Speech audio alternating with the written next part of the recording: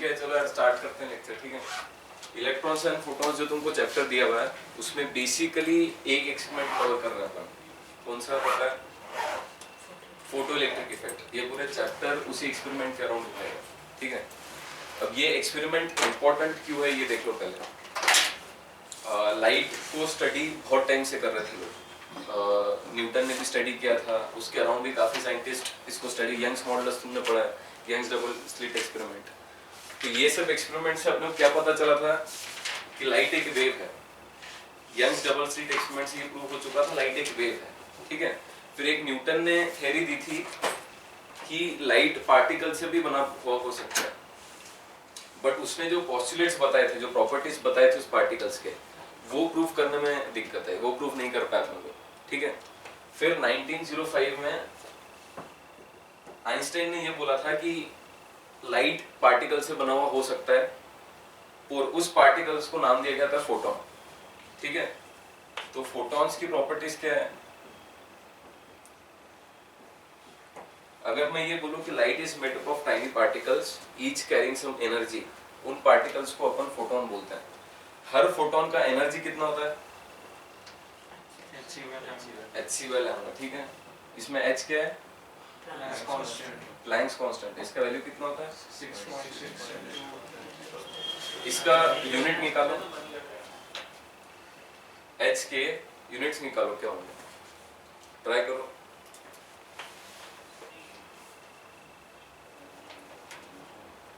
Dimensions निकालना, basically metre, second, KG, क्या क्या है।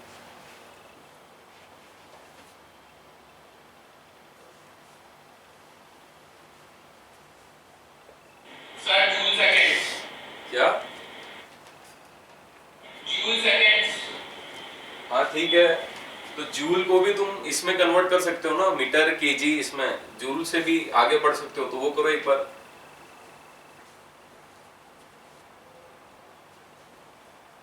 देखो करते हैं अपन।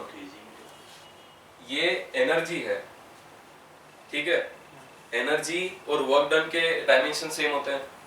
Energy is equal to work done. ठीक है, तो वर्क क्या होता है? फोर्स इनटू डिस्प्लेसमेंट होता है, याद है ये। फोर्स क्या होगा? मास इनटू एक्सेलरेशन, मास केजी, एक्सेलरेशन मीटर पर सेकंड स्क्वायर, ठीक है, इनटू डिस्प्लेसमेंट फिर से एक मीटर।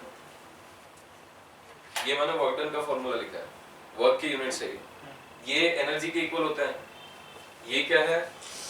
h का मेरे को नहीं पता, h into C is upon metre.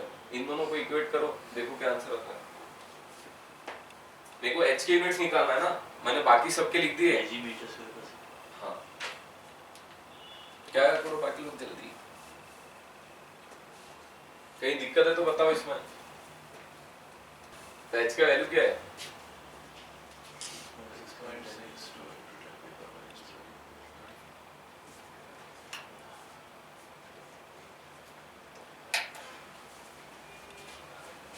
ठीक है, h is Planck constant. Planck नाम का एक साइंटिस्ट था जिसने ये बताया था कि ये hc/λ एनर्जी होती है एक फोटॉन की। ठीक है, इसके पास अपना कोई प्रूफ वगैरह नहीं है, एक्सपेरिमेंटल रिजल्ट है।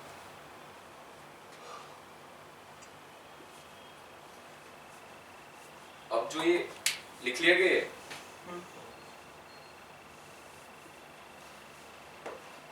जो बेसिक फिनोमेना है जो ऑब्जर्व किया गया था वो क्या था? ये देखो ध्यान से, जो फर्स्ट ऑब्जर्वेशन था वो क्या, उसने क्या बताया था मेरे को? मेरे पास एक मेटल प्लेट है, इसके ऊपर मैंने लाइट बम्बार्ड किया, तो मेरे को ये पता चला कि यहाँ से इलेक्ट्रॉन्स निकले। This was the first experiment. ठीक है, इसको ही एक्सप्लेन करने की कोशिश कर रहे हैं अपन यहाँ पे। तो अभी तक के जब ये एक्सपेरिमेंट किया तब तक हमारी अंडरस्टैंडिंग क्या थी कि लाइट एक वेव है। ठीक है, तो पहले जो ऑब्जर्वेशन किया था वो ये था कि मैं सपोज एक फ्रीक्वेंसी का लाइट इस पे मेटल प्लेट पे बॉम्बार्ड करूं, इलेक्ट्रॉन्स नहीं निकल रहे।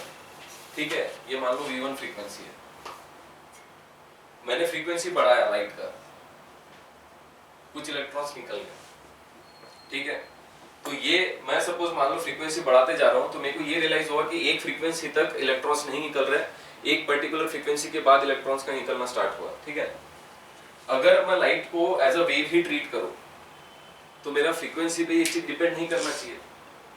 अगर लाइट वेव है, अगर मैं मान लो लाइट वेव अपने साथ एनर्जी कैरी करता है, मैं अगर मेटल प्लेट पे लाइट बम्बार्ड करूं किसी भी फ्रीक्वेंसी का हो, कितने भी कम फ्रीक्वेंसी का हो, अगर उसको मैं ज्यादा टाइम तक बम्बार्ड करूं तो इलेक्ट्रॉन्स निकल जाने चाहिए। अगर फ्रीक्वेंसी कम भी है, मतलब एनर्जी कम है वेव की, बट अगर मैं उसको ज्यादा टाइम के लिए रखूं तो मेरा एक्सप्लेनेशन ये होना चाहिए कि मैंने टाइम ज्यादा दिया तो इसके ऊपर एनर्जी ट्रांसफर ज्यादा हुई तो इलेक्ट्रॉन निकल जाना चाहिए। बट ऐसा नहीं होता। अगर एक पर्टिकुलर फ्रीक्वेंसी के नीचे तुम कितने भी देर तक लाइट से उसको एक्सपोजर दो, इलेक्ट्रॉन्स नहीं निकलेंगे। तो जो light as a wave understanding थी मेरी, वो यहाँ गलत प्रूव हो रही थी। ये समझे ना तुम? तो इससे ये हो रहा था कि एक फ्रीक्वेंसी, जैसे मैं फ्रीक्वेंसी बढ़ाते जाऊंगा धीरे धीरे एक फ्रीक्वेंसी मेरे को मिलेंगी, उसके बाद ही इलेक्ट्रॉन निकल रहा है।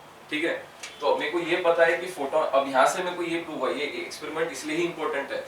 दिस एक्सपेरिमेंट प्रूव्ड कि लाइट का पार्टिकल नेचर भी होता है। और अभी अपना लाइट का अंडरस्टैंडिंग क्या है?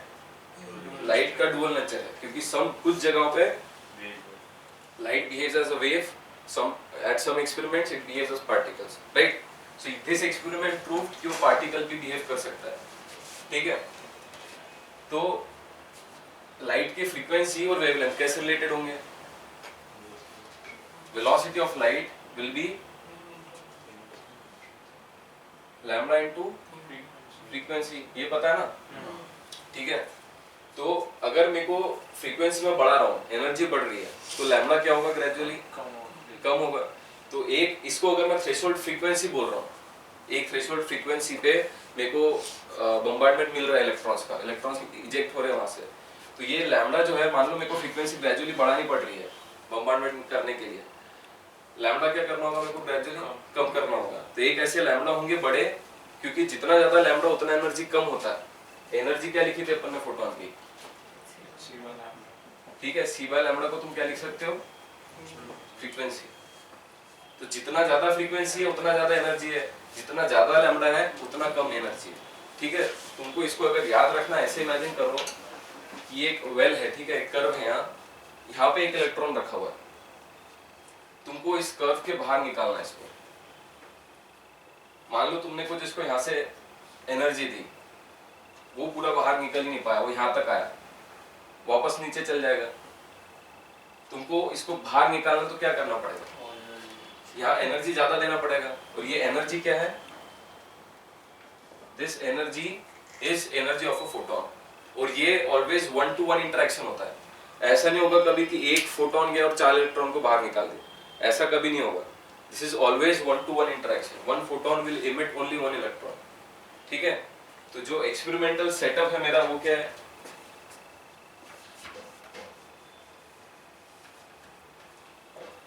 ये मेरे पास ट्यूब है, ठीक है, मैं 2 इलेक्ट्रोड रखता हूं मेरे पास, यहां से मैं लाइट प्रोजेक्ट करूंगा। अब ये जो है कि जो मिनिमम, जिसको अपन ने थ्रेशोल्ड फ्रीक्वेंसी बोला, थ्रेशोल्ड फ्रीक्वेंसी का डेफिनेशन क्या बोलोगे तुम? The minimum frequency at which electrons are emitted from a metal plate, that will be my threshold frequency. और लैम्डा उल्टा हो जाएगा, ठीक है, मैक्सिमम रहेगा वो। ठीक है, तो ये अगर मैं इसके ऊपर रेस प्रोजेक्ट करूं यहाँ से, और इसको मैं क्या कर रहा हूँ, बैटरी से सपोज इसको मैं कनेक्ट कर दूं, ठीक है, यहाँ से इलेक्ट्रॉन प्रोजेक्ट हुए, अगर ये पॉजिटिवली चार्ज है तो इलेक्ट्रॉन्स कहाँ जाएंगे? यहाँ से अगर एक बार इजेक्ट हो गए तो इसके तरफ अट्रैक्ट होंगे, राइट? तो इलेक्ट्रॉन्स यहाँ जा रहे हैं, और ये एक मेटल वायर है मेरा, अगर यहाँ से इलेक्ट्रॉन्स यहाँ ट्रांसफर हुए, ये मेटल वायर के थ्रू वापस इलेक्ट्रॉन्स इधर चले गए, तो एक पूरा सर्किट कंप्लीट हो गया ना। तो इसमें एक करंट सेटअप हो जाएगा, ठीक है, इस करंट को अपन फोटो करंट बोलते हैं, या फोटो इलेक्ट्रिक करंट बोल रहे हैं इसको। ठीक है, ये सेटअप में कोई ऐसा ज्यादा बड़ी बात नहीं, एकदम सिंपल सेटअप है। क्या हो रहा है बस ये तुमको पता होना चाहिए। ठीक है, टर्म होती है, ये पहले अपन सारे टर्म्स फैमिलियर हो जाते हैं। ठीक है, क्या क्या टर्म्स है मेरे पास ये एक्सपेरिमेंट से रिलेटेड। ठीक है, अब मेरे को मान लो, मेरे को ये पता चल गया कि अगर मेरे को इलेक्ट्रॉन को एमिट करना एक मिनिमम फ्रीक्वेंसी चाहिए।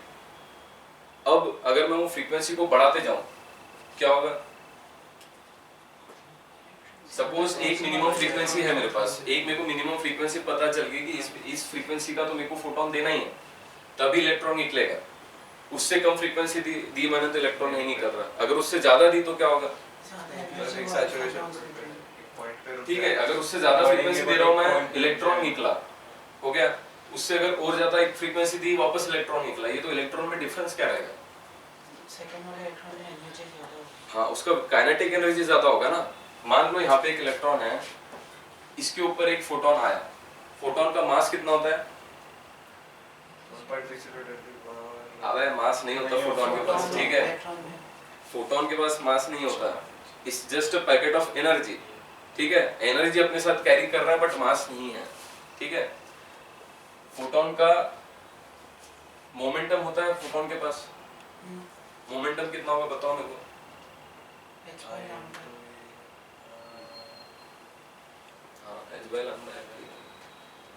ठीक है, उस पर आते हैं अपन बाद में। ये देख लो पहले, मैंने मान लो V1 फ्रीक्वेंसी से इसको इलेक्ट्रॉन को, ये this frequency is greater than the threshold frequency, right? So इस इलेक्ट्रॉन को इजेक्ट होना चाहिए।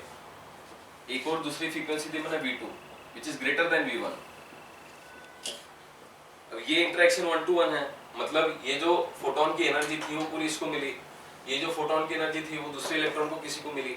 अब अगर पूरी एनर्जी मिल गई, पार्ट ऑफ एनर्जी कहाँ जा रहा है? इसका देखो, इलेक्ट्रॉन जो है पूरा जो मेटल है, इसके ऊपर सरफेस पे बहुत सारे फ्री इलेक्ट्रॉन्स होंगे ना, इसको अपन कंडक्शन इलेक्ट्रॉन बोलते हैं। कोई भी मेटल करंट कैसे कैरी करता है? इन इलेक्ट्रॉन्स की हेल्प से। ये फ्री होते हैं मूव करने के लिए, ठीक है? तो अगर मैंने इसको यहाँ से, इसका ये इलेक्ट्रॉन खुद होके बाहर कभी क्यों नहीं निकलता? क्योंकि जो ये जो है एक एटम का पार्ट है ना, इस एटम के न्यूक्लियस से बाउंड है वो, भले वो एनर्जी कम हो बट न्यूक्लियस से बाउंड है। तो अगर मैंने इसको एनर्जी दिया तो ये पूरी की पूरी काइनेटिक एनर्जी में कन्वर्ट होगी क्या?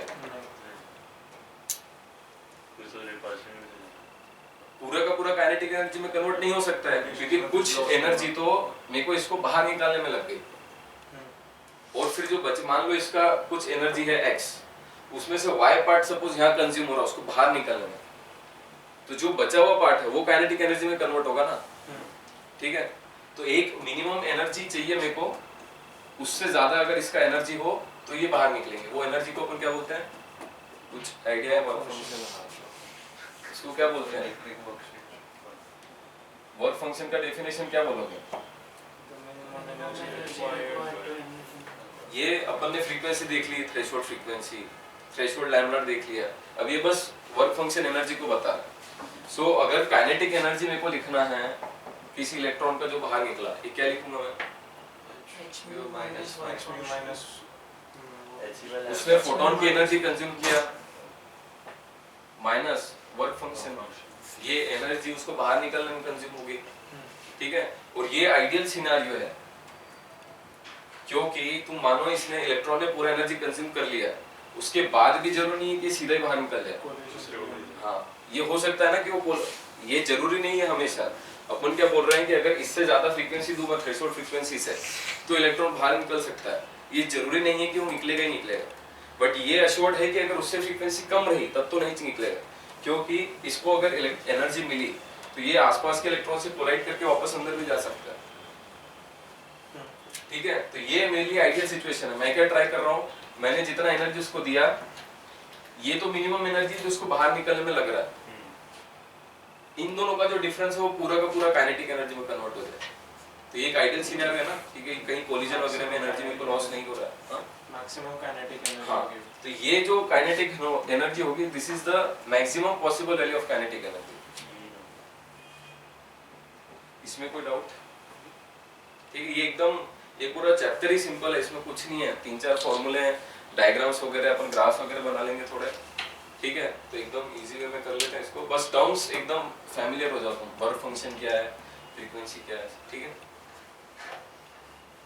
ये तुम पढ़ चुके हो ना से ऑलरेडी, तो इसमें कुछ डिटेल में भी जाने की जरूरत नहीं।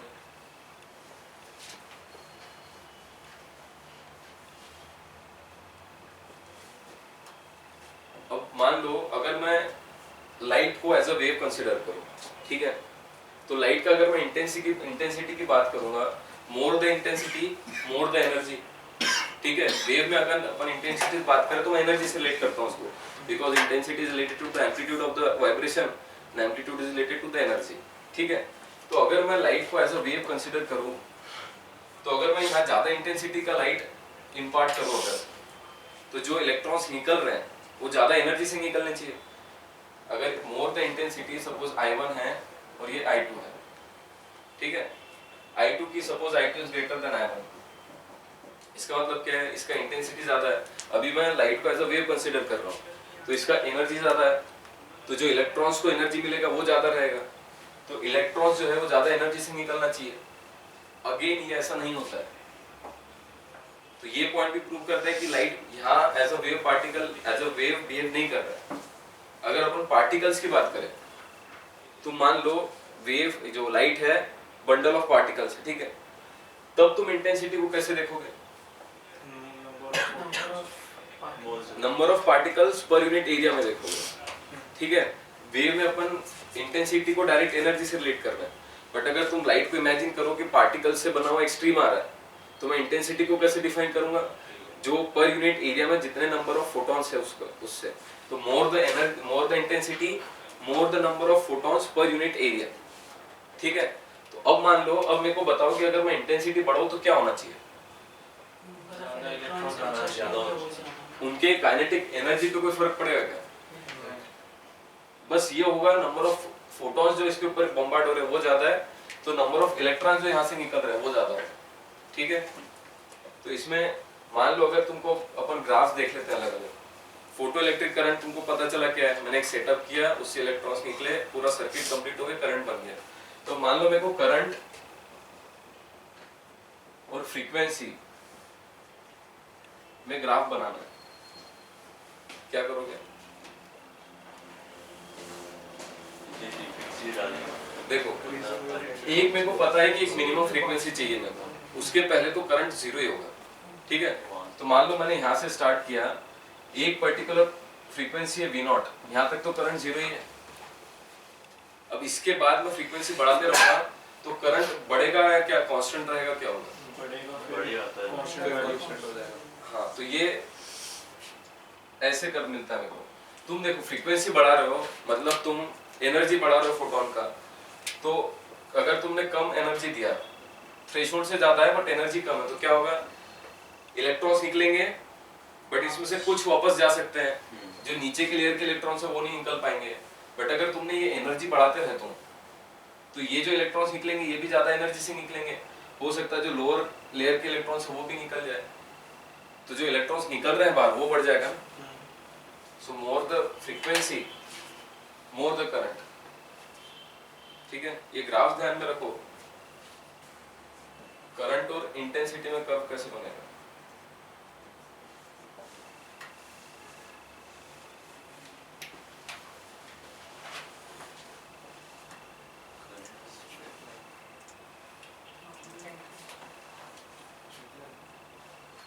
अगर इंटेंसिटी जीरो है तो करंट कितना होगा, जीरो। अगर तुम इंटेंसिटी बढ़ा रहे हो तो करंट बढ़ते रहेगा, ये डायरेक्टली प्रोपोर्शनल है ना एक दूसरे को, straight line passing through origin मिलेगा मेरे को।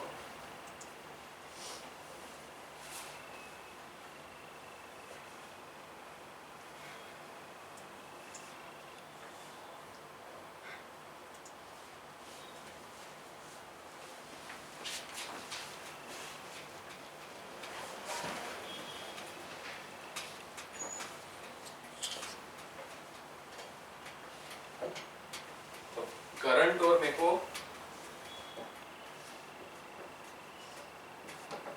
जो दोनों प्लेट के बीच में जो पोटेंशियल डिफरेंस है, यहाँ जो पोटेंशियल लिख रहा हूँ,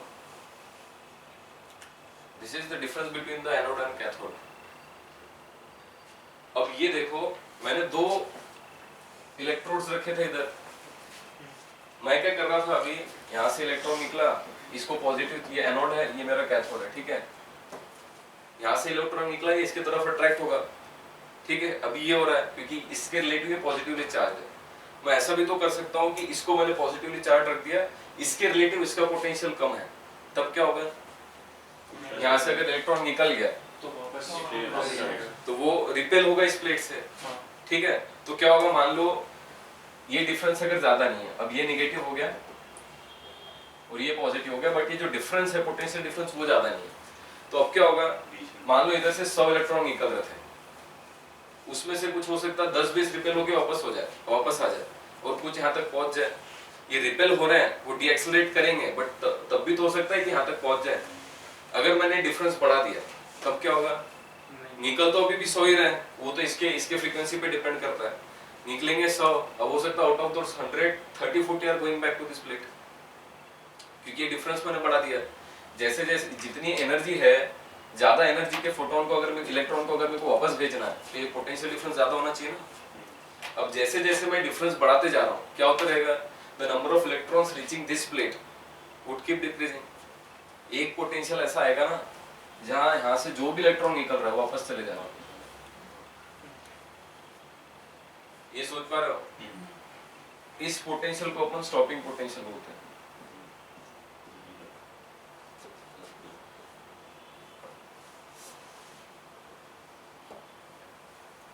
इसका वैल्यू निकालने का ट्राई करो एक बार। सो तो उससे जाएगा EV not equal to h by minus तो ये क्या किया तुमने, ये बताओ मेरे को। EV नॉट क्या है, नहीं V नॉट स्टॉपिंग पोटेंशियल है, तो EV नॉट से क्या मिल रहा है, क्या हाँ देखो मतलब उससे मतलब स्टॉपिंग पोटेंशियल कर रहे हैं, तो वो काइनेटिक एनर्जी हो जिसमें वो इंसेंस निकल रहा है, हाँ, फिर वापस आ जाएगा उसी। बट यहाँ से एक फ्रीक्वेंसी के मैंने फोटॉन्स डाले, जो काइनेटिक एनर्जी से इलेक्ट्रॉन्स निकल रहे हो तो अलग अलग हो सकता है ना, क्योंकि मैंने जैसे बताया कुछ जो इलेक्ट्रॉन्स है वो कोलाइड कर सकते हैं आपस में, तो जो काइनेटिक एनर्जी है यहाँ से इलेक्ट्रॉन्स की वो वेरी करेगी, हर इलेक्ट्रॉन का सेम नहीं रहेगा, even if the frequency is same. तो मैक्सिमम एनर्जी जिसके पास हाँ, हो तो मैं क्या ट्राई करूंगा, मेरे को स्टॉपिंग पोटेंशियल मतलब क्या चाहिए कि हाँ एक भी इलेक्ट्रॉन नहीं पहुंचना चाहिए, तो मैं क्या करूंगा, जो मैक्सिमम एनर्जी का इलेक्ट्रॉन है वो भी यहाँ ना पहुंचे, ठीक है। तो क्या होगा, मान लो यहाँ मैक्सिमम एनर्जी का इलेक्ट्रॉन निकला यहाँ से, मेरे को क्या चाहिए, वो ये प्लेट के अंदर ना जाए, वो यहाँ तक गया तो चलेगा, यहाँ से वापस आ गया तो भी चलेगा, ये समझे। वो यहाँ से यहाँ गया, बस वो प्लेट में नहीं जाना चाहिए ना, तो इसके अंदर कभी भी वो वापस आ जाए तो चलेगा मेरे को। अब अगर इलेक्ट्रॉन है और ये पोटेंशियल डिफरेंस मान लो V नॉट है, तो यहाँ इसके पास एक काइनेटिक एनर्जी थी जो कि मैं मैक्सिमम बोल रहा हूँ, यहाँ से अगर उसको यहाँ पहुंचना है तो मेरे को ये पता है इसके पोटेंशियल एनर्जी में कितना डिफरेंस आएगा।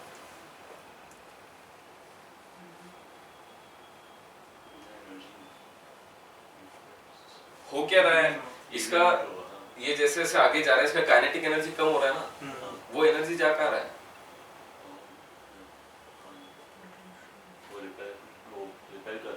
हाँ रिपेल कर रहा है, तो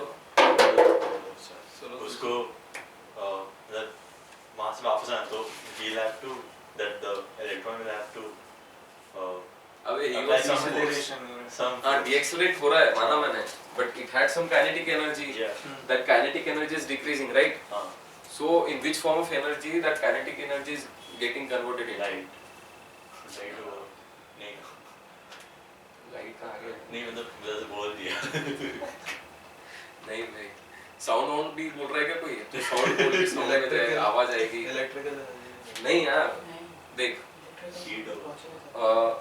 मैंने ये ट्रेन को अगर मैं यहाँ से ऊपर लेके जा रहा हूँ, इसका पोटेंशियल एनर्जी बढ़ रहा है घट रहा है, बढ़ रहा है, क्यों बढ़ रहा है, क्योंकि अर्थ इसको नीचे अट्रैक्ट कर रही है, मैं उसके अगेंस्ट इसको ऊपर उठा रहा हूँ, ये हो रहा है। अभी देखो यहाँ से इलेक्ट्रॉन निकला, इस प्लेट से इलेक्ट्रॉन निकला, ये जो इलेक्ट्रोड है ये इसको अट्रैक्ट कर रहा है इसके तरफ, बट ये इलेक्ट्रॉन इससे दूर जा रहा है। दो चार्जेस के बीच में पोटेंशियल एनर्जी होता है, जैसे दो मासेस के बीच में ग्रेविटेशनल पोटेंशियल एनर्जी होता है, दो चार्जेस के बीच में इलेक्ट्रिकल पोटेंशियल एनर्जी होता है। तो यहाँ से इसका अट्रैक्शन फोर्स इधर है और ये जा इधर रहा है, तो इसका पोटेंशियल एनर्जी बढ़ते रहेगा। और पोटेंशियल एनर्जी तुमको ये पता है क्या, वर्क डन का नेगेटिव होता है। कोई भी कंजर्वेटिव फोर्स हो, कंजर्वेटिव फोर्स क्या होता है, हाँ work done by a force does not depend on the path undertaken to reach from point A to point B. That is conservative force. Gravity एक conservative force है, electrical force एक conservative force है, ठीक है? तो कोई भी conservative force जो काम करता है, अब देखो यहाँ से यहाँ में पेन को ऊपर उठाया, what is delta U, what is change in potential energy? ये जो height अगर S था तो mgh, ठीक है? What is work done by gravity? Minus mgh, negative है ना दोनों, एक दूसरे का नेगेटिव होता है। तो यहाँ से मेरे को अगर वर्क डन लिखना है तो इसका चार्ज क्या है, E, फोर्स कितना लगता है इसके ऊपर, E इंटू ई, जो यहाँ इलेक्ट्रिक फील्ड का वैल्यू होगा इंटू इसका charge, that will be the value of force. Work क्या होता है,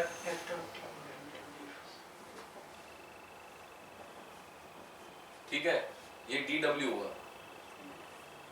मेरे को वर्क लिखना है तो मैं क्या लिखूंगा, integral of E dot dx, E dot dx मतलब यहाँ से यहाँ potential difference, that will B E, और ये निगेटिव आएगा वर्क डन, क्योंकि यहाँ से यहाँ जब जा रहा है तो इसके ऊपर फोर्स इधर लग रहा है ना, फोर्स इधर लग रहा है, डिस्प्लेसमेंट इधर है, तो जब मैं डॉट प्रोडक्ट करूंगा ये निगेटिव बन जाएगा। So work done by this force, electrical force on this electron while this electron is going from this point to this point, enter is EV naught. तो डेल्टा U क्या हो जाएगा, change in potential energy is EV naught। अब ये potential energy बढ़ रही है ना इसकी, ये बढ़ कहाँ से रही, तो ये एनर्जी आ कहाँ से रही, जो काइनेटिक एनर्जी उसका कम हो रहा है, ये पोटेंशियल एनर्जी में कन्वर्ट हो रहा है। तो जो तू EV naught बोला था वो यहाँ से आया, ठीक है? तो इसके आगे क्या करोगे, जो के मैक्स था अपना उसको इससे इक्वेट कर सकते, ठीक है? EV naught, के मैक्स क्या था, माइनस फोर्थ फंक्शन जो भी उसका, ठीक है? तो यहाँ से तुमको इसको E से डिवाइड कर दोगे तो स्टॉपिंग पोटेंशियल मिल जाएगा, ठीक है? तो करंट और इसके बीच में तुम ग्राफ ट्राई करो बनाने का। ये थ्योरी तुमको आती है क्या, इसमें से पूरा थ्योरी आता है या क्या, मतलब तुम बेसिकली क्या चाहते हो लेक्चर से, कि थ्योरी भी कवर हो, क्वेश्चंस तो क्योंकि सब फॉर्मूला बेस्ड है तो क्वेश्चंस भी करने हैं क्या, क्वेश्चंस भी और थ्योरी भी,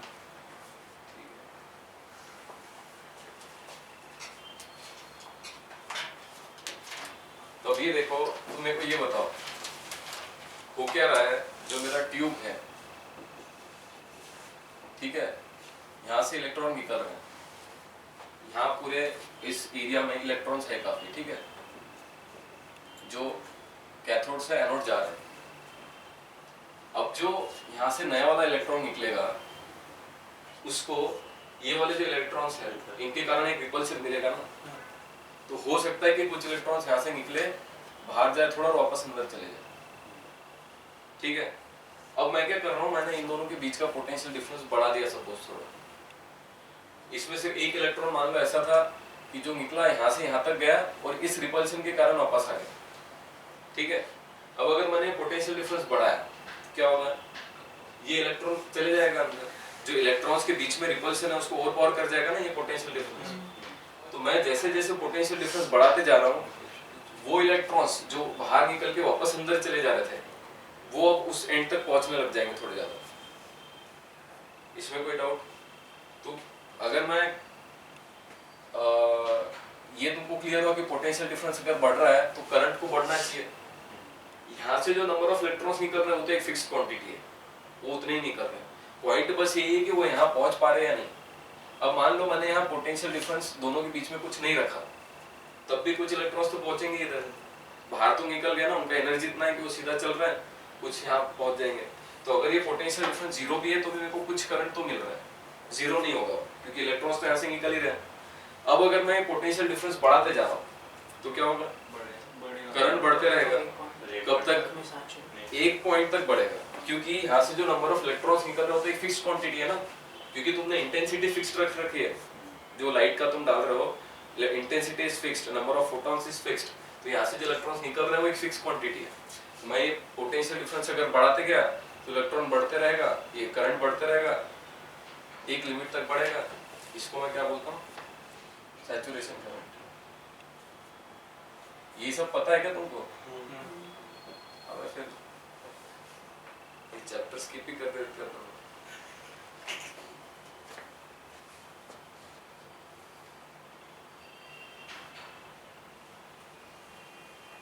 मेन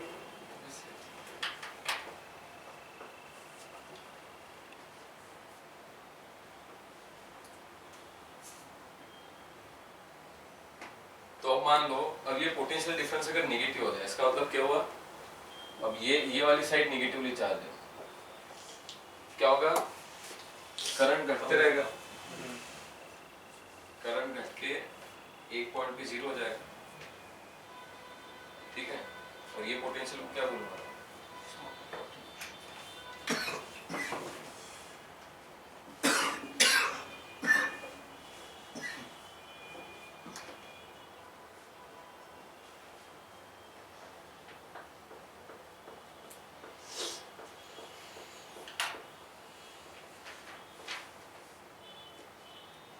ठीक है।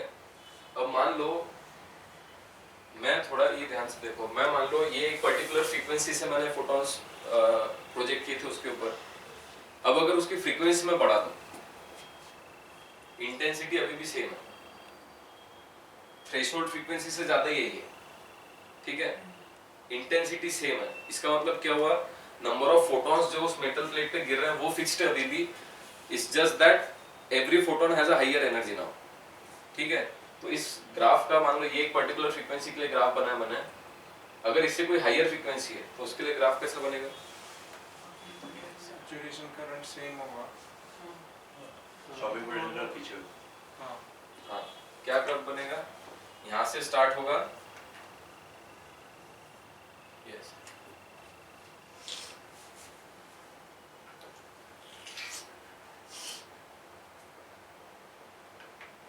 स्टॉपिंग पोटेंशियल ज्यादा पीछे हो गया, क्यों, क्योंकि अब हर फोटोन के पास एनर्जी ज्यादा है, तो जिस काइनेटिक एनर्जी से फोटॉन्स निकलेंगे वो एवरेज काइनेटिक एनर्जी ज्यादा होगी, तो मेरे को ज्यादा पोटेंशियल लगेगा उसको रोकने के लिए।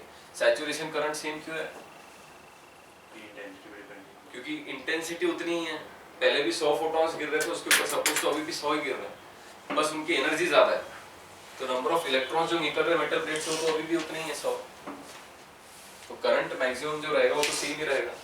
अब मान लो इसी कर्व में मैंने ऐसा किया कि मैंने जो फ्रीक्वेंसी है वो सेम रखी, फ्रीक्वेंसी सेम, इसी फ्रीक्वेंसी पे मैं इंटेंसिटी बढ़ा रहा हूँ, सैचुरेशन करंट सैचुरेशन इंटेंसिटी जिसकी ज्यादा होगी उसका सैचुरेशन करंट बढ़ेगा। पहले क्या था, मान लो ऐसे कर्व बना, ये पर्टिकुलर एक इंटेंसिटी के लिए I1, अब इंटेंसिटी फिक्स्ड है, ये फ्रीक्वेंसी फिक्स्ड है, मैं इंटेंसिटी बढ़ा रहा हूँ, ठीक है, स्टॉपिंग पोटेंशियल में रहेगा, कोई डिफरेंस नहीं आएगा, क्योंकि ये एनर्जी पे डिपेंड करता है, अगर फ्रीक्वेंसी सेम है तो एनर्जी सेम है, मतलब क्या होगा, करंट बढ़ेगा। दिस इज करंट, ठीक है, दिस इज पोटेंशियल।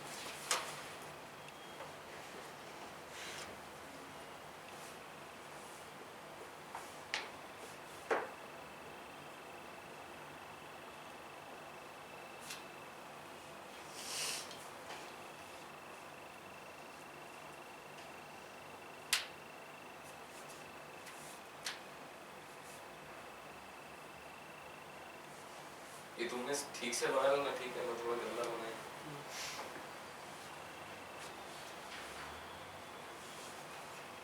तो ये जो बेसिक चीज है इसको यहीं एकदम याद कर लो, मतलब ऐसा नहीं होना चाहिए कि तुम घर जाके वापस पढ़ रहे हो।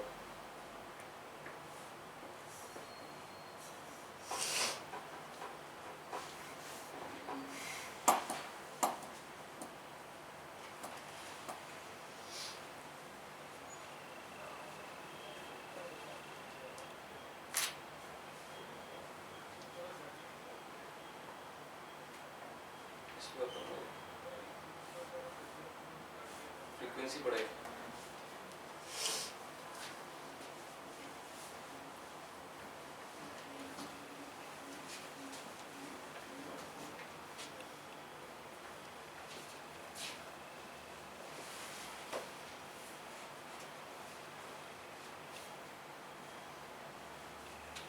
मान लो मैं कर्व बना रहा हूँ, स्टॉपिंग पोटेंशियल में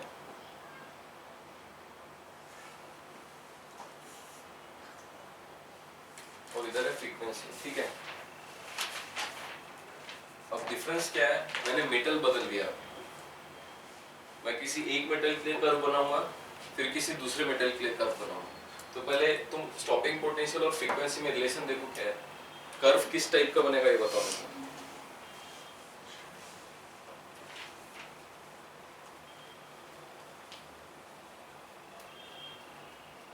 स्ट्रेट लाइन बनेगी। अपन ने अभी लिखा था ना, हाँ ई वी नॉट एच नहीं माइनस वर्क फंक्शन जो भी है, ठीक है। तो वी नॉट क्या आ गया,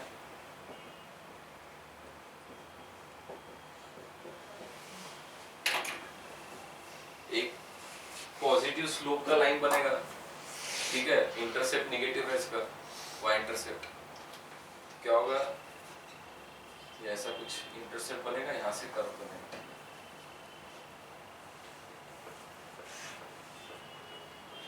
अगर मान लो ये कोई पर्टिकुलर मेटल के लिए, मेटल ए,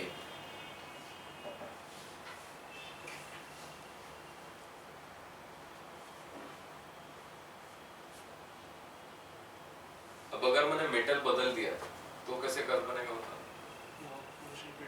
हाँ वो फंक्शन स्लोप तो सेम ही है, कांस्टेंट क्या हो रहा है, बस इंटरसेप्ट चेंज हो रहा है। पैरेलल हाँ, तो ये लाइंस अलग अलग मेटल के लिए लाइंस पैरेलली बनने वाली है।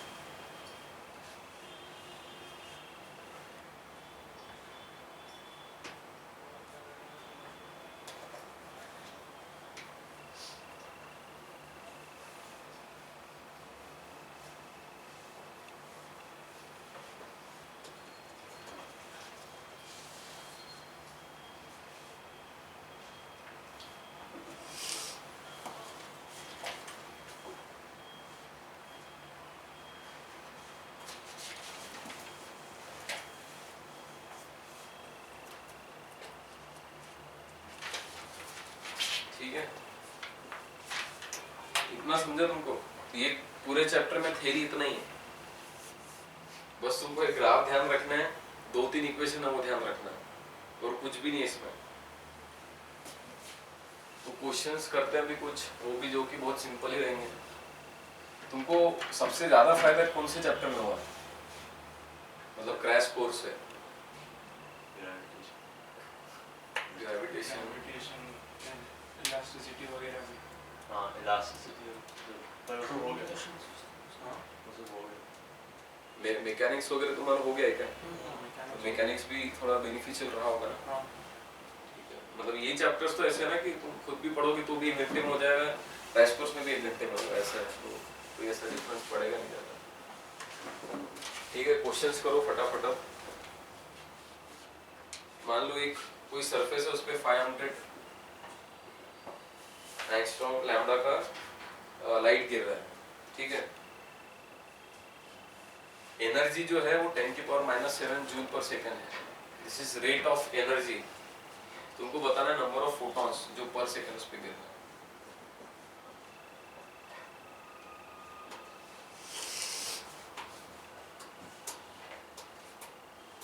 ये एनर्जी का वैल्यू दिया हुआ है, और जो लाइट है उसके वेवलेंथ का वैल्यू दिया हुआ है।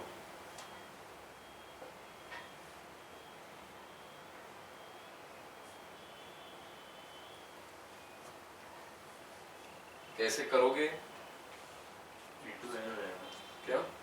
एक फोटॉन, एक उसका एक फोटॉन का एनर्जी तुम ये हाँ वेवलेंथ यूज करके निकालोगे। उसको into n कर देंगे। हाँ, क्या करोगे? बस n into hc by lambda will be equal to 10⁻⁷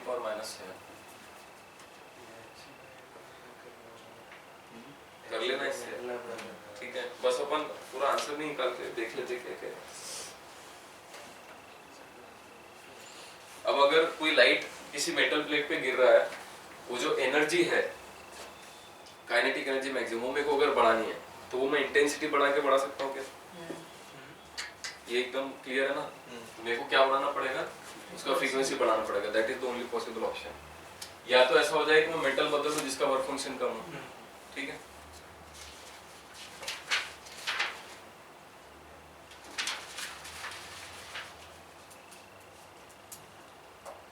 मान लो एक पर्टिकुलर लैम्बडा का लाइट गिर रहा था, एनर्जी ई एमिट हो रहा था, ठीक है। अब ये अगर ट्वाइस एनर्जी एमिट हो रहा है तो ये लैम्बडा के बारे में क्या कमेंट कर सकते हो? हाँ ये एग्जैक्टली हाफ होना चाहिए क्या? Will this be lambda by 2? Double energy चाहिए तो लैम्बडा हाफ हो जाना चाहिए। तो एग्जैक्टली हाफ नहीं होगा, हाफ नहीं होगा ना, वर्क फंक्शन भी तो आता है। हाँ वही इसलिए मैं बोल रहा हूँ। हाँ, this won't be lambda by 2, lambda से कम होगा, but this won't be lambda by 2। तुम एग्जैक्ट वैल्यू नहीं निकाल सकते अगर तुमको वर्क फंक्शन नहीं पता है तो, बट ये वर्क फंक्शन के ऊपर डिपेंड करेगा लैम्बडा का वैल्यू, ठीक है। लैम्बडा बाय 2 नहीं होगा क्योंकि वर्क फंक्शन भी आता है। समझ जाना है क्या किया? तो it won't be exactly lambda by 2। तो सीटी के इसमें ऑप्शंस देंगे तो कैसे दिए रहेंगे? इसमें ना ये देख, lambda is less than lambda by 2, lambda dash is greater than lambda by 2, ऐसे ऑप्शन होंगे। एकदम मस्ती से सॉल्व करो।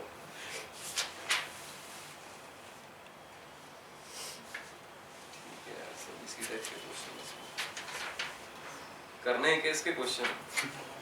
मतलब मेरे को ही अजीब लग सबसे खिड़की तो फॉर्मूला है मैं वही तो यार, इसमें देखो बोला 2 घंटे का लेक्चर लो, मैं वही सोच रहा था कि 2 घंटे में क्या करेंगे अपन। Next chapter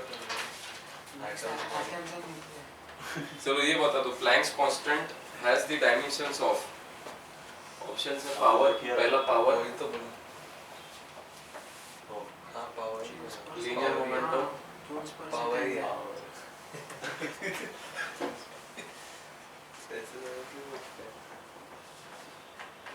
angular momentum.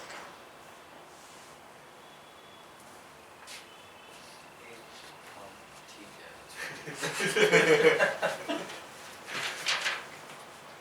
तुमको और कुछ अच्छे डाउट्स है क्या? ये चैप्टर में तो नहीं सब आईडीएसई करो ना। देख लेने दो मेरे को एक बार।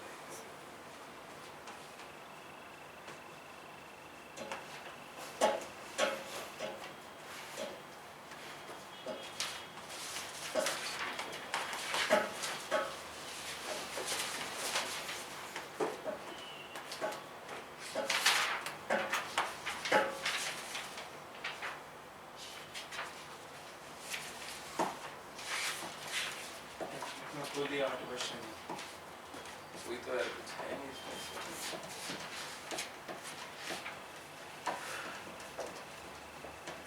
तो ये चैप्टर ऐसा करो, तुम करके आओ, नेक्स्ट क्लास तुमको वो पढ़ना है, एटम्स मॉलिक्यूल्स न्यूक्लियर पढ़ना है, तो उसमें इसके डाउट पूछ लेना अगर कुछ हो तो। अगर कुछ हो तो पहले तो थोड़ा शर्म कर लेना। 8 क्वेश्चन में क्या डाउट है? 8 क्वेश्चन इसमें होंगे, तुमको ये बुकलेट वगैरह कुछ मिला होगा ना? नहीं नहीं, लेकिन इस पे दिया है मॉडल फेस के ऐप पे है मॉडल। 21st सेंचुरी ऐप पे क्वेश्चंस। तो ठीक है, कहीं से भी करो, ऐप से करो, कुछ भी करो, इससे रिलेटेड जो जो क्वेश्चंस है वो लेके आ जाओ अगली क्लास में। वो होंगे 2-3, उससे ज़्यादा तो होंगे भी नहीं मेरे हिसाब से। तो बहुत सारे क्वेश्चन दिए। हाँ, तो नहीं मतलब क्वेश्चन ज़्यादा होंगे, उसमें से डाउट्स 2-3 ही आएंगे, ये बोल रहा हूँ। मोमेंटम, ये पता है ना तुमको, मोमेंटम ऑफ अ फोटोन क्या होता है? ये इसको अपन E/c लिख सकते हैं या h/λ, एक ही बात है। ठीक है, ये भी पता ही है। खाली नया एक्सपेरिमेंट करना पड़ेगा अपने को। ये नहीं दिया ये चैप्टर नहीं दिया।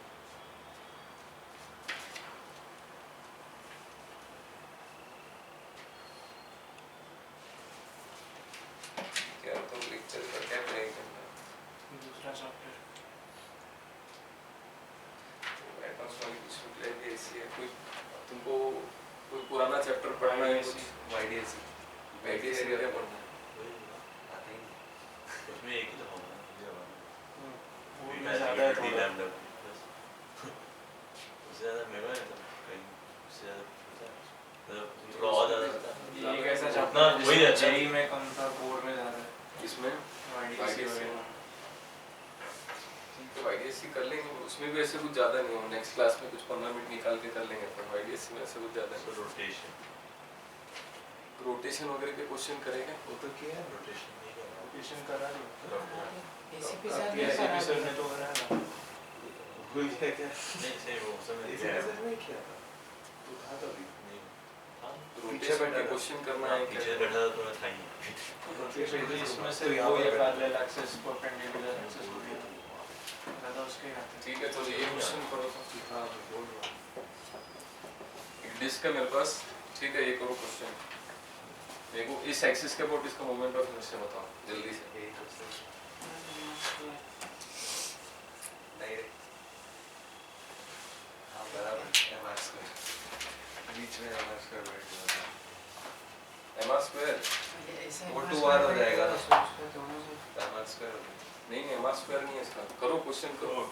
लाइन जा इसमें मोमेंट ऑफ इनर्शिया ज्यादा है ना तुमको, तो मोमेंट ऑफ इनर्शिया की क्वेश्चन करते हैं। और बाकी सेंटर के लोग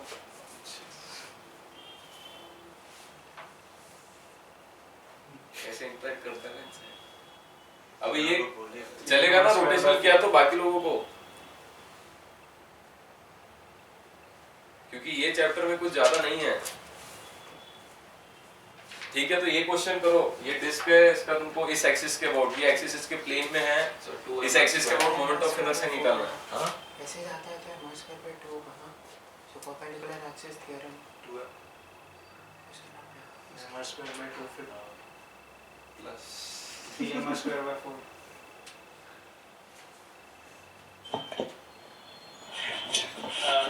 सर हां बोल।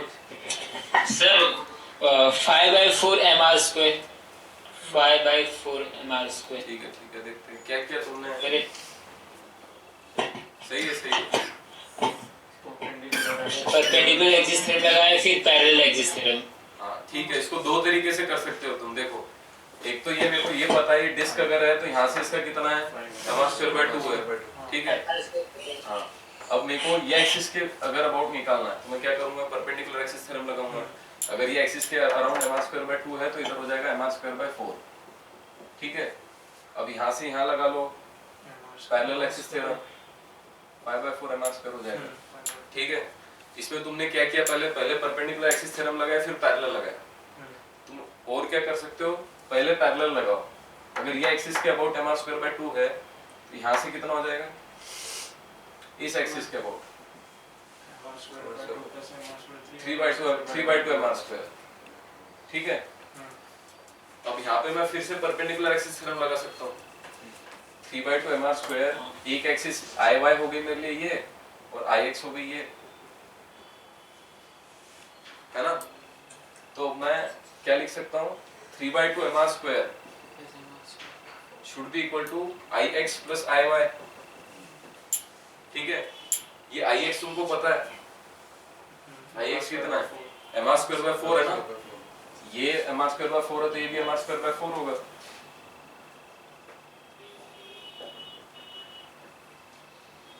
तो इससे i y निकाल लो, सेम ही चीज आ जाएगी वापस 5/4 mr स्क्वायर, ठीक है। तो दो तरीके से कर सकते हो, पहले पैरेलल फिर परपेंडिकुलर या पहले परपेंडिकुलर फिर पैरेलल, ठीक है। अब मेरे को बताओ कि यहाँ से r डिस्टेंस दूरी पे मैंने एक और एक्सिस ले लिया, इस एक्सिस के अबाउट इस डिस्क का मोमेंट ऑफ इनर्शिया बताओ।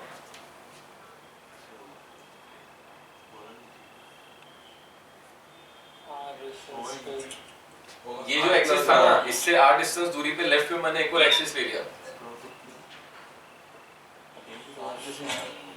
कहीं भी लिख सकता हूँ मैं, तो एक्सिस तो कहीं भी हो सकती है, उसमें कोई प्रॉब्लम नहीं है। इस एक्सिस के अबाउट ये डिस्क जो है ऐसे डिस्क मान ले, ठीक है। ये अगर एक्सिस है तो इसके अबाउट ऐसे ऐसे घूमेगी। रोटेशन तो कोई भी एक्सिस के अबाउट करा सकते हैं ना। तो 70 mr स्क्वायर बाय 4 कितना 17 mr स्क्वायर बाय 4 तुमने क्या किया, इसमें प्लस mr स्क्वायर ऐड किया क्या। हाँ 17, देखो इसमें क्या कर सकते हो तुम। हाँ सही है, ये देखो मान लो ये 5/4 mr स्क्वायर है, इससे parallel axis theorem, parallel axis है ना, तो मैं क्या करूंगा 5/4 mr square plus mr square. ये गलत है क्यों, ये गलत है, ये क्यों बताओ गलत क्यों है ये। वो तो तो सिर्फ वहाँ पे प्लेन मास थोड़ी है वो आर में हाँ वही नहीं मेरे को पैरेलल एक्सिस थ्योरम क्या बोलता है।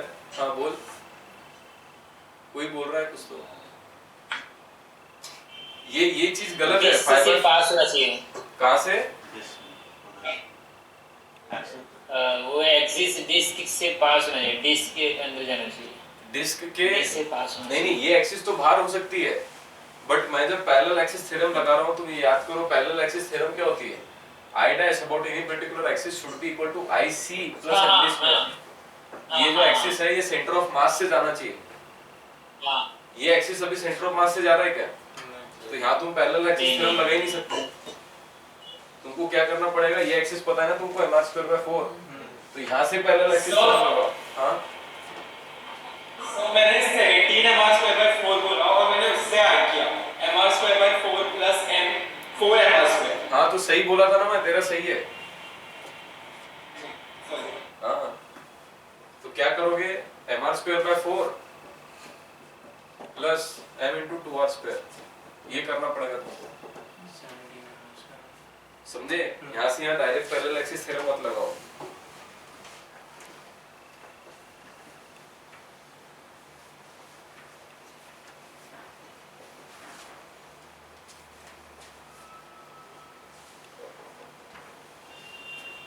मान लो मेरे पास एक रेक्टेंगुलर प्लेट है, ठीक है? ये क्वेश्चन करो ध्यान से, ठीक है? अब ये प्लेट को अगर मैंने ये दो पार्ट्स में डायगोनल से डिवाइड कर रहा है, सपोज डायगोनल ये दो पार्ट्स में, यहाँ से एक एक्सिस पास कर रही है परपेंडिकुलर रेक्टेंगुलर शीट को। इस एक्सिस के अबाउट ये जो ऊपर वाला पार्ट है इसका moment of inertia suppose I1 है, इसका मोमेंट ऑफ इनर्शिया नीचे वाले पार्ट का सपोज I2 है, इस एक्सिस के अबाउट। दोनों में रिलेशन क्या होगा बताओ? I1 I2 के इक्वल होना चाहिए या और कुछ होना चाहिए? लगता है ऐसी एक इक्वल होना चाहिए। अबे फिर क्वेश्चन ही क्यों पूछता मैं? सोचो इसके ऊपर, बताओ I1 I2 से छोटा होगा या I2 I1 से बड़ा होगा? ये दोनों एक ही चीज है। मोमेंट ऑफ इनर्शिया किस चीज पे डिपेंड करता है? जिस तरीके से मास डिस्ट्रीब्यूटेड है उस एक्सिस के अबाउट। I2 का क्या होगा? ज्यादा होगा। किसका? एक ही चीज बोल रहे थे। क्यों बता भाई तू, I1 का ज्यादा क्यों होगा? तो एक्सिस यहाँ से पास करो तो यहाँ पर मास ज्यादा डिस्ट्रीब्यूटेड है, इसके लिए। एक्सिस यहाँ कैसे पर- जा रही है ये? ऐसे। हाँ ठीक है, तो देखो समझ नीचे में आ रहा है के कि वो क्या बोल रहा है? मास डिस्ट्रीब्यूशन नीचे के अबाउट मास डिस्ट्रीब्यूशन ज्यादा है और यहाँ पर कोने में ज्यादा है, तो ज्यादा मोमेंटम मिलेगा। ये देखो, ये जो पर्टिकुलर शीट है इसमें मास ज्यादा किधर है? यहाँ, क्योंकि रेडियस ज्यादा है ना, मास डेंसिटी तो यूनिफॉर्म है, इधर इसका लेंथ बढ़ रहा है तो ज्यादा मास इस साइड है, ठीक है? ये वाले शीट में ज्यादा मास किधर है? इस साइड। अब तुम ये देखो, इस एक्सिस के अबाउट ज्यादा मास ज्यादा दूरी पे है और इस पर्टिकुलर सेक्शन के लिए ज्यादा मास कम दूरी पे है, तो इस एक्सिस के अबाउट I1 बड़ा हो जाएगा ना I2 से।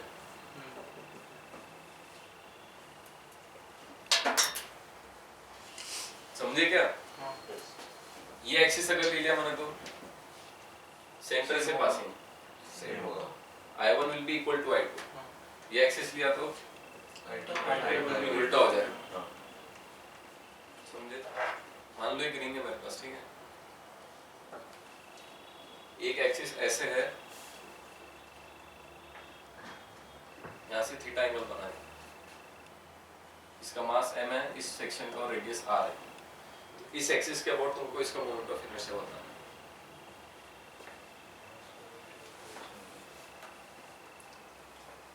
ये सब भी किया था।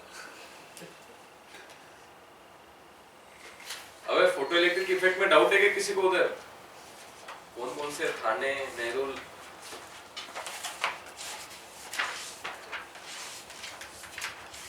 अबे जिंदा हो क्या? फोटो इलेक्ट्रिक इफेक्ट में डाउट है क्या? सर सेंटर का नाम लेके थाने? नहीं सर, हाँ नहीं है ना भाई। और नहीं सर डाउट।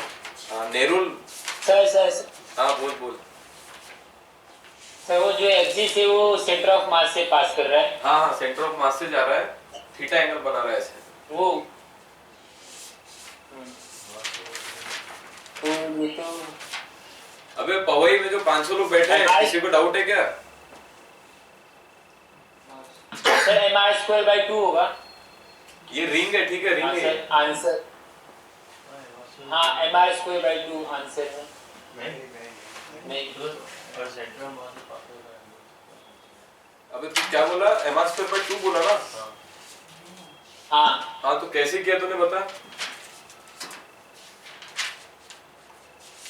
सर वो डायमीटर है ना। ये डायमीटर है, ठीक है, फिर हाँ हाँ तो फिर उसके परपेंडिकुलर एक दूसरा डायमीटर ऐसे बनाया, ये बोल रहा है। हाँ हाँ तो वो परपेंडिकुलर एक्सिस थ्योरम से। अबे नहीं ना, ये एक्सिस है, ये इस रिंग के प्लेन में ही है, ऐसे परपेंडिकुलर नहीं है। आंसर तेरा सही है बट तूने किया गलत तरीके से शायद। ये जो एक्सिस बनाया ना मैंने, ये इस रिंग के प्लेन में ही है, परपेंडिकुलर नहीं है, तो तू परपेंडिकुलर एक्सिस थ्योरम नहीं लगा सकता। अबे नेरुल, फोटो इलेक्ट्रिक इफेक्ट में किसी को डाउट है क्या? इतने कॉन्फिडेंट है लोग। रॉड के वर्ड दिखा रहा था। अबे ठीक है, देखो ये क्वेश्चन को। कभी भी तुमको ऐसा है ना कि कोई ऐसा शेप है जिसका तुमको मोमेंट ऑफ इनर्शिया नहीं पता, बट अगर तुम उस शेप को कंप्लीट कर सकते हो और उस चीज का तुमको मोमेंट ऑफ इनर्शिया पता है, तो फर्स्ट स्टेप इज उस शेप को कंप्लीट करो। अभी ये देखो, ये आधा रिंग है, आधा रिंग का मेरे को नहीं पता मोमेंट ऑफ इनर्शिया। मैं क्या करूंगा, इसको पूरा रिंग मान लो, अगर मैंने पूरा रिंग कन्वर्ट बना दिया तो अभी ये एक्सिस को देखो, ये क्या हो गया। अभी मान लो ये रिंग मास m की थी, आधी रिंग, तो टोटल इसका मास क्या हो गया पूरे रिंग का? 2m हो गया, ठीक है। अब मेरे पास क्या है, 2m मास की रिंग है। अब तुम इस क्वेश्चन को ऐसे देखो ना, एक रिंग है और ये एक्सिस ऐसे जा रही है, इस एक्सिस के अबाउट इस रिंग का मोमेंट ऑफ इनर्शिया कितना होगा? mr² नहीं होगा, mr² तो इससे होता है। अच्छा मास 2m है, ये लेके बोल रहे हो, ठीक है ठीक है। अब मेरे को तुम ये बताओ, देखो ये एंगल थीटा है तो ये भी थीटा है, ये पाई माइनस थीटा है तो ये भी पाई माइनस थीटा है। इस जो मैंने एक्सिस बताया, इस एक्सिस के अबाउट ऊपर वाले पार्ट का suppose moment of inertia I1 है, नीचे वाले पार्ट का सपोज I2 है। I1 और I2 में रिलेशन क्या रहेगा? सेम रहेंगे ना। ये ऊपर वाला रिंग जो है ऐसे रखा हुआ है, उसको बस उल्टा कर दिया इस एक्सिस के अबाउट, तो ये नीचे वाला पार्ट बन गया।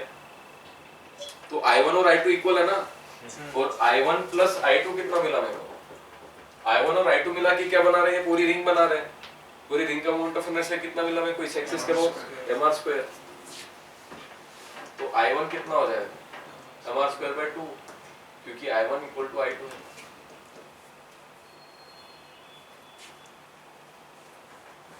नहीं समझे तो बताओ। सर नहीं समझा सर, एक बार फिर से। क्या बात है, देखो इधर। सर मोमेंट किसके अबाउट निकालना है सर? कौन से? वो जो डॉटेड लाइन है ना? नहीं किसके about? डॉटेड लाइन तो मैंने डायमीटर के लिए बनाया था। ये जो सीधी लाइन बनी हुई है ना, ये जो एक्सिस है ना, इसके अबाउट निकालना। हाँ। और ये जो एक्सिस है ये रिंग के प्लेन में ही है, ठीक है। तो मेरे को क्या दिया हुआ था पहले? मेरे को ये आधा रिंग दिया हुआ था, ठीक है। आधा रिंग जिसका मास m है, रेडियस r है। आधी रिंग का मेरे को नहीं पता कैसे निकालना है, तो मैंने क्या किया, नीचे आधा रिंग बना के इसको पूरा रिंग बना दिया, ठीक है। अब ये चीज मेरे लिए ये बन गई ना, एक पूरी रिंग है जिसका इस एक्सिस के अबाउट मेरे को मोमेंट ऑफ इनर्शिया निकालना है, ठीक है। अब ये आधे रिंग का मास m था, तो पूरे रिंग का मास क्या बन जाएगा? 2m हो गया ना ये। तो इस मास अगर इस एक्सिस के अबाउट में निकालता तो 2mr² हो जाता moment of inertia. Perpendicular axis से इधर क्या हो जाएगा? mr²। हाँ ठीक है। इस एक्सिस के अबाउट, परपेंडिकुलर एक्सिस के अबाउट इसका मास 2m है, तो I would have been 2mr²। अब देखो इस एक्सिस के अबाउट चाहिए तो मैंने परपेंडिकुलर एक्सिस थ्योरम लगाया, 2mr²/2 मतलब mr² मिला मेरे को, ठीक है। अब ये देख, इस एक्सिस के अबाउट जो ये ऊपर वाला सेक्शन है, ये वाला, इसका moment of inertia suppose I1 है, और इस वाले पोर्शन का, नीचे वाले का सपोज I2 है, तो मैं बोल रहा हूँ I1 और I2 इक्वल रहेंगे। क्यों? क्योंकि देख, जो ऊपर वाला सेक्शन है इसको बस उल्टा कर दे तो ये नीचे वाला सेक्शन बन जाएगा ना। हाँ तो ये I1 और I2 इक्वल है, और I1 और I2 मिला के क्या बना रहे? एक रिंग बना रहे, जिसका मोमेंट ऑफ इनर्शिया mr² मिला मेरे को। तो वही लिखा मैंने, I1 plus I2 is mr² और I1 is equal to I2, तो मेरे को I1 क्या मिल जाएगा? mr²/2। और क्या है तो मोमेंट ऑफ इनर्शिया के लिए क्या क्या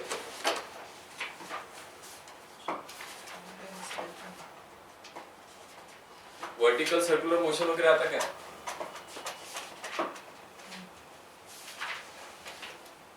मान लो एक स्ट्रिंग है मेरे पास, ठीक है, इसको मैंने √3gr वेलोसिटी दिया, ठीक है, तुमको हाइट निकालना है कि ये कितने ऊपर जाएगा। ट्राई करो, पूरा घुमाने के लिए कितना वेलोसिटी चाहिए? √5gr, ठीक है। आधा जाएगा। आधा जाएगा। अबे नहीं भाई, किधर यहाँ तक जाएगा? यहाँ जाने के लिए उसको कितना वेलोसिटी चाहिए? देखो,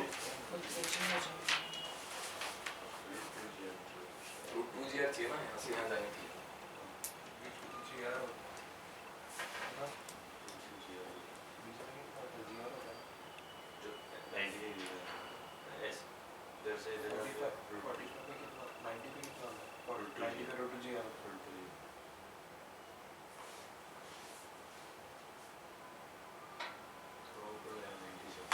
यहाँ से ऊपर जाएगा ये, ठीक है। अगर उससे ऊपर जा रहा है तो ये स्ट्रिंग तो स्लैक हो सकता है ना। अगर रॉड होता मेरे पास तो मैं क्या करता, यहाँ जो एनर्जी है, इस यहाँ जो काइनेटिक एनर्जी, उसको सीधे सीधे पोटेंशियल एनर्जी से लिख देता, क्योंकि रॉड तो स्लैक होगा नहीं, ऊपर जाएगा और वहाँ उसकी काइनेटिक एनर्जी 0 हो जाएगी। अब ये स्ट्रिंग है, तो मेरे को क्या करना होगा? सोचिए, एक पॉइंट आएगा जहाँ टेंशन 0 हो सकता है, तो क्या होगा? बॉल ऐसे जाएगा यहाँ से, उस टेंशन स्लैक हो गया तो नीचे गिरना स्टार्ट हो जाएगा, ठीक है। तो मान लो यहाँ से थीटा एंगल पे है ये, ठीक है, तो मैं क्या लिखूंगा? यहाँ पे इसके ऊपर mg लग रहा है और यहाँ पे t लग रहा है। ये अगर थीटा है, ये 90 हो गया, ये 90 माइनस थीटा हो गया, है ना। तो ये mg का कंपोनेंट इधर कितना आएगा? mg sin theta, mg cos of 90 minus theta हो तो mg sin थीटा। क्या लिखूंगा मैं? mg sin theta plus this tension is equal to mv²/r, है ना। बट अब मैंने क्या माना कि इस पर्टिकुलर थीटा पे स्ट्रिंग स्लैक हो रहा है, तो टेंशन का वैल्यू क्या रहेगा? ये टेंशन 0 हो जाएगा। हमको v क्या मिल गया? √gr sin theta. ये एक इक्वेशन हो गई। दूसरी इक्वेशन के लिए क्या करोगे? एनर्जी कंजर्व करो। यहाँ जो इसके पास क्या थी? सिर्फ काइनेटिक एनर्जी थी, ½ m v², मतलब 3gr।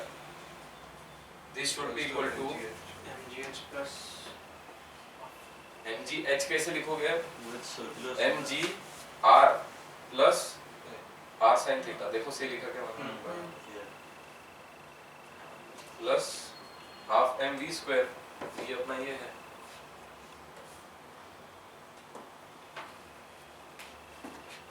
थीटा ही बचा ना, सिर्फ थीटा आ जाएगा इससे।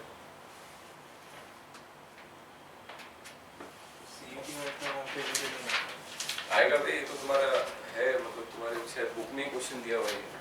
उसमें सीधा से मतलब टेंशन मतलब स्लैकिंग नहीं होता, स्लैकिंग कराते नहीं है इसमें। ठीक है, चलो मान लो अगर ये रॉड होता तो रॉड के लिए क्या करते? रॉड वाला तो ही सकता है। 3/2 है। क्या करोगे? सीधे सीधे ½ m 3gr should be equal to mg। अब मेरे को कितना ऊपर गया वो निकालना है, तो इसमें थीटा वीटा मेरे को लेने की जरूरत ही नहीं ना, मैं सीधे सीधे h ले लूंगा। इसमें तो h मिल गया 3/2gr, ठीक है। g भी कट जाएगा 3/2। हाँ हाँ 3/2 जो भी है। ठीक है, तो इसको ख़त्म करते हैं यहीं। तुम वो पढ़ के आओ एक बार इलेक्ट्रॉन्स एंड फोटॉन्स, उसमें अगर कुछ भी डाउट है तो एकदम प्राउडली लेके आओ अगले क्लास में, किसी डाउट है इस चैप्टर में। और अगले क्लास में अपन वो एटम्स मॉलिक्यूल्स न्यूक्लियर पढ़ेंगे, ठीक है। वो भी मोस्ट ऑफ द थ्योरी ही है पूरा, तो उसको फटाफट थ्योरी लेके कुछ इसमें तो क्वेश्चंस भी कुछ क्वालिटी के बनेंगे ही नहीं, एक ही फॉर्मूला है उस पर ही क्वेश्चन बनेगा। तुमको स्टॉपिंग पोटेंशियल वगैरह पता होना चाहिए बस, ठीक है। वो पता Wednesday है, को है ना अपन लोग? हाँ वेडनेसडे रहेगा 1:30 एनटीडीएस का कल है ना कितने 2 to बजे? 5 2 to 5 मैसेज नहीं आया। तुमको इसमें कोई डाउट नहीं है ना? इसमें कोई डाउट है तो बता नहीं दो, सर। फोटो इलेक्ट्रिक इफेक्ट में। 2 to 5